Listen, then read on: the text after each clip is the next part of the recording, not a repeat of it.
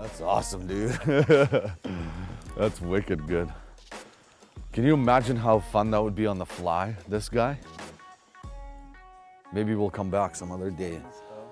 Maybe tomorrow morning and do him on the fly. Should I even lift them? Or just pop them out? I'm so afraid of these guys. Is he finished? See, watch, he's gonna open his yap.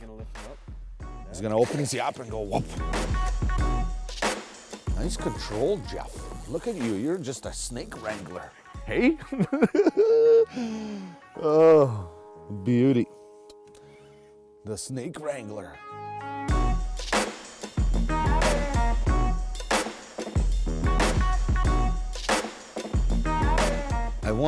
I want people to see a magic spoon coming out of his mouth. You know, we've been using magic spoons for everything, basically. Trout, pike, walleye. You can't go freaking wrong, man.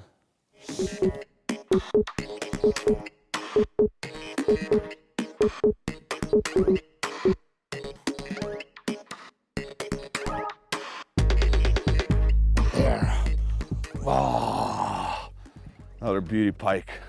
You see that magic hanging out of his lip right there? Boom.